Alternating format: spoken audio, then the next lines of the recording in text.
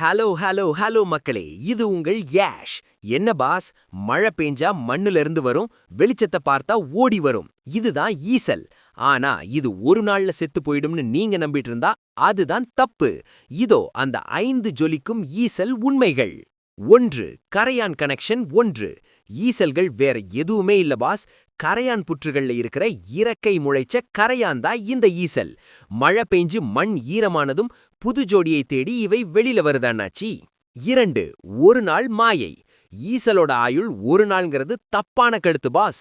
வெளியில வந்து பறந்து இறக்கை உதிர்ந்ததுக்கு அப்புறம் நிலத்துக்கு அடியில போய் புது புற்றை உருவாக்கி இவை நீண்ட காலம் உயிர் வாழும். 3. புரதச்சத்து மருந்து. ஈசல்ல புரதச்சத்தும் மருத்துவ குணங்களும் அதிகமா இருக்கிறதுனால கிராமப்புறங்கள்ல இத வறுத்து உணவா சாப்பிடுற வழக்கம் இன்னைக்கும் இருக்கு பாஸ். 4.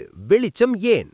இரவு நேரங்கள்ல விளக்கு வெளிச்சத்தை நோக்கி இவை படையெடுக்கிறதுக்கு காரணமே ஜோடி சேர்றதுக்காகத்தான். ஆனா பாவம், அந்த வெளிச்சத்தோட வெப்பத்துல பல ஈசல்கள் இறக்கையை இழந்துடுது.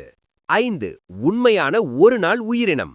உண்மையிலேயே ஒரு நாள் மட்டும் உயிர் வாழும் உயிரினம் எது தெரியுமா? அது மேஃப்ளை அப்படிங்கிற பூச்சி இனம் தான் பாஸ். அதோட ஆயுள் வெறும் 24 மணி நேரம்தான். பாஸ், ஈசலோட இந்த மாற்றத்தையும் வளர்ச்சியையும் பார்த்தா நம்ம புரட்சி தலைவர் எம்ஜிஆர் சார் சொன்ன அந்த ஒரு கிளாசிக் டைலாக் தான் ஞாபகத்துக்கு வருது. இன்று என்பது நடக்கின்றது, நாளை என்பது நமதே.